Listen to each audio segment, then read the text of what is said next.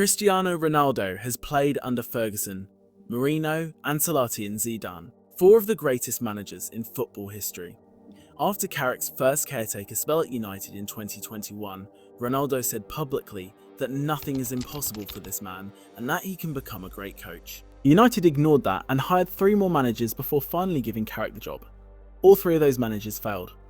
Manchester United have had 10 managers since Ferguson left. 10 managers in 13 years, and every single time, the answer was always a bigger name.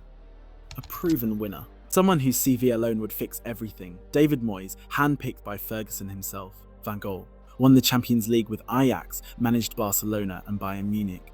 Mourinho, arguably the best manager of his generation. Rangnick, the man who invented intense pressing, the pressing style half of Europe now copies. Ten Hag, Eredivisie champion. Amorim, the most exciting young coach in Europe. Every single one of them failed. And now, for the first time in over a decade, United are actually winning again. Not because of a famous name, because of Michael Carrick, and people are already questioning whether he should get the job permanently. So before United make the same mistake for the 11th time, let's look at what's actually happening here.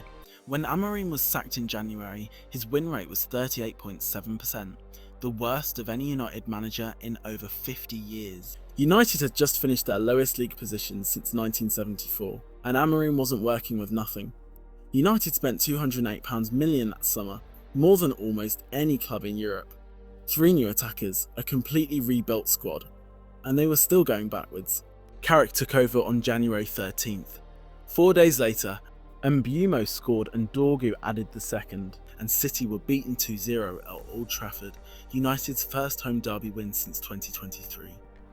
But the game that told you what Carrick had actually built came 1 week later, Arsenal away. The Premier League leaders, unbeaten at the Emirates all season, a team that had not conceded 3 goals in a single match in over 2 years, Arsenal went ahead in the 29th minute through a Martinez own goal. Then Zubimendi gave the ball straight to Mbeumo, who rolled it past Raya for his 50th Premier League goal.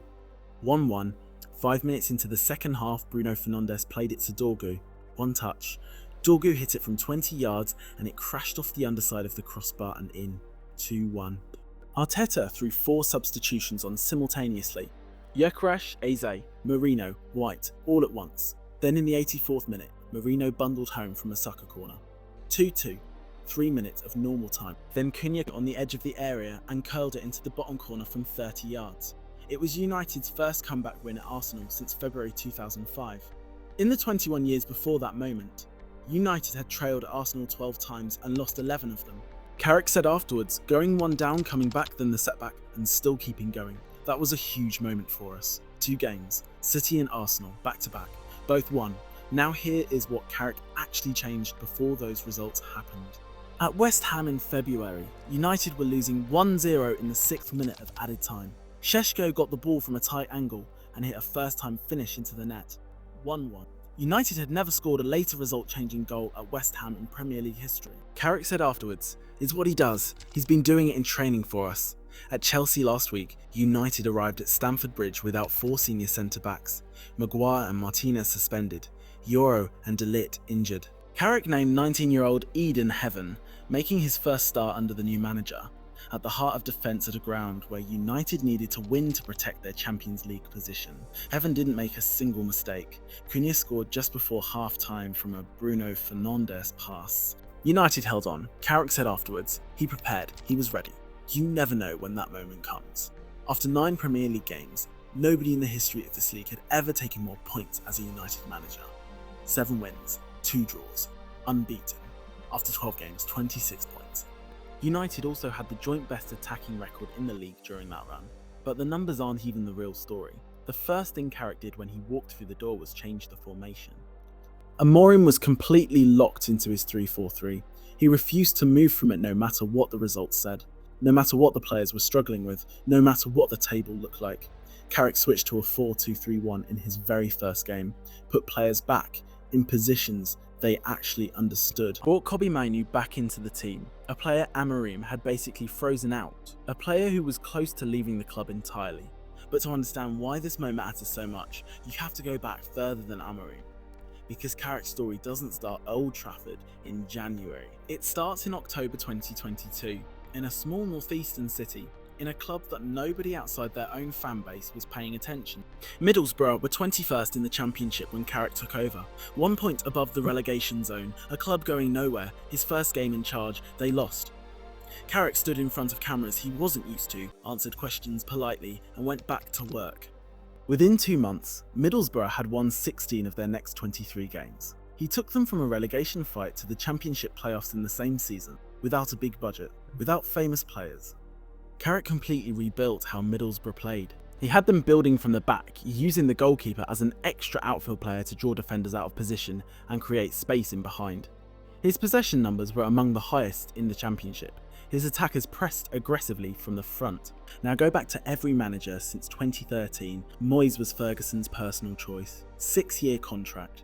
Inherited a squad that had just won the league, gone in 10 months, finished 7th, their lowest Premier League position at the time. So United went for experience. Van Gaal, Champions League winner, Barcelona, Bayern Munich. He arrived with one of the most impressive CV in world football. The football was so bad that people inside the club were genuinely worried fans would not renew their season tickets. One FA Cup gone, so United went for a real winner, Mourinho. 3 trophies in his first season, Community Shield, League Cup, Europa League. Looked like it was finally working.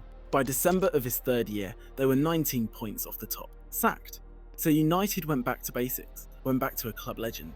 Solskjaer won 13 of his first 15 games, including a comeback win over PSG in Paris that people still talk about.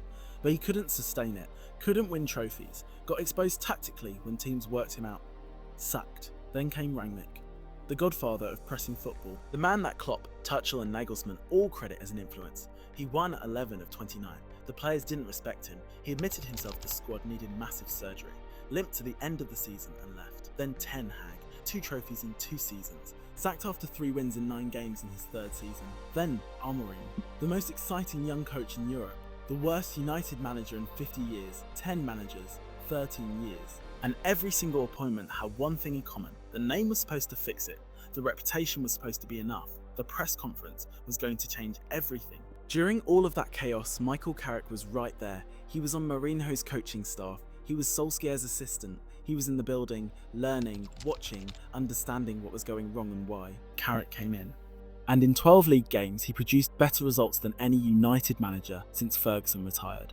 6 home wins from 6, the joint best attacking record in the league. A dressing room that actually feels like a dressing room again. A team with a shape, an identity and players who look like they want to be there. People close to the club don't just say Carrick has done well, they say he has overachieved with this squad. That the staff feel a calm that hasn't existed at this club in years, but the noise will come. It always does at United. A big name will be linked. An agent will talk to a journalist, and suddenly the question gets asked, is Carrick really big enough for Manchester United? Big enough compared to who? The Champions League winner who bored the stadium half empty. The greatest manager of his generation who left them 19 points off the top.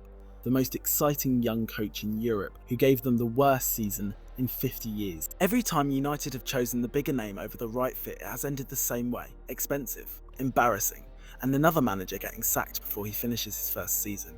Carrick isn't a gamble. Every other appointment was a gamble. Carrick is the one option that actually comes with evidence. Evidence from this club, from this dressing room, from this city. And evidence from Middlesbrough, where he walked into a worse situation with fewer resources and turned it around in 2 months.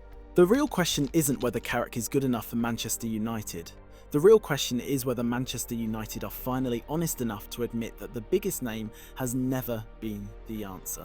And whether they are finally smart enough to keep the one man who is actually proving himself right in front of them. Because if they get this wrong again, it won't just be another bad appointment. It will be proof that this club has learned absolutely nothing from 13 years of making the same mistake.